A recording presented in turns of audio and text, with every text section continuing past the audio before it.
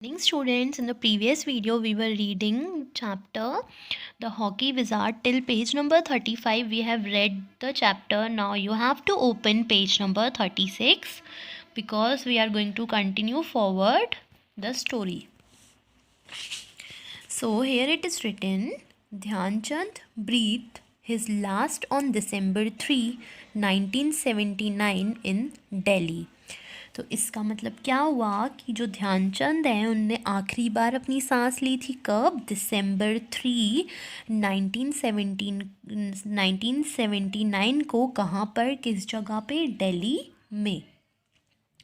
अ year after his death, उनकी death के 1 साल बाद, the Indian postal service issued a commemorative stamp in his honour. तो उनकी डेथ के 1 साल बाद एक इंडियन पोस्टल सर्विस ने इशू किया था कॉमोमोरेटिव स्टैम्प. इसका मतलब एक postal stamp issued in honour of someone. तो किसी को ऑनर देने के लिए ये स्टैम्प इशू किया जाता है. तो उसको ऑनर देने के लिए उन्होंने, इंडियन पोस्टल सर्विस ने, इस stamp, a postal stamp they have issued. In edition, The Dhyanchand National Stadium in New Delhi is named in his honor. तो उनके ऑनर के लिए जो न्यू दिल्ली में जो स्टेडियम था उनको नाम क्या दिया गया? द ध्यानचंद नेशनल स्टेडियम, जो कि था न्यू दिल्ली में. तो उसको ऑनर देने के लिए उन्होंने उसका नाम रख दिया था the Dhyanchand national stadium. August 29, his birthday, जो उनका बर्थडे डेट है वो था August 29, is celebrated as the national sports day in India. तो उनके बर्थडे वाले दिन को सेलिब्रेट किया जाता है as a national sports day in India. The president gives away sports awards. जो प्रेसिडेंट है वो स्पोर्ट्स अवार्ड्स देते हैं, such as the Rajiv Gandhi Khel Ratna award. तो यहाँ पे हमें बहुत सारे अवार्ड्स के नाम दिए गए हैं, like Khel Ratna award, Arjuna award and Dronacharya award on this day at the Rashtrapati Bhavan. तो 29 अगस्त को ध्यानचंद के बर्थडे वाले दिन अवार्ड डिस्ट्रीब्यूशन होता है because it is celebrated as the national sports day and these all kinds of awards are distributed in Rashtrapati Bhavan. In 2002, a Dhyan Chand Award for Lifetime Achievement in Sports and Games was set up to honor those sports person who have not only contributed to sports by their performance but also continued to promote sports even after their retirement from an active sporting career. तो इसमें ये बोल रहे हैं कि 2002 में एक ऐसा अवार्ड भी था, ध्यानचंद अवार्ड. पर ये अवार्ड सिर्फ उन्हीं के लिए था जो स्पोर्ट्समैन अपने स्पोर्ट्स और अपने गेम्स के लिए इतना ज़्यादा कंट्रीब्यूशन करता है अपनी परफॉर्मेंस शो करके, और इवन रिटायरमेंट के बाद भी वो अपने स्पोर्ट्स करियर को एक्टिव रखता है. तो स्पेशली ऐसे स्पोर्ट्स पर्सन के लिए ही था कौन सा award? Dhyan Chand award.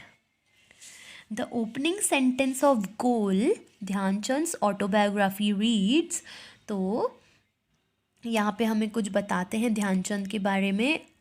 I am a common man and then a soldier. मैं एक साधारण आदमी हूँ और फिर मैं एक सोल्जर हूँ. It has been my training from my very childhood to avoid limelight. ये मेरी बचपन से ही एक आदत है कि मैं ऐसे बिल्कुल जो होते हैं ना फेमस होना, बिल्कुल लाइट में आना, ये सब चीज़ों से मैं दूर ही रहता हूँ. I have chosen a profession where I have been taught to be a soldier. मैंने ऐसा प्रोफेशन चूज़ किया जिसमें मुझे ये सिखाया गया है कि मैं एक सोल्जर हूँ एंड नथिंग बियॉन्ड दैट, और उससे अलावा कुछ नहीं. But he was any thing but common. वो जो भी था लेकिन वो एक नॉर्मल इंसान ही था. He was the stuff of myths and legends. There will never be another like him. लेकिन वो उसमें इतनी सारी क्वालिटीज़ थी, वो एक लेजेंड टाइप था, इतना अच्छा आदमी था कि उसके जैसा कोई और नहीं था. The Dhyanchand family tree has 5 Olympic gold medals.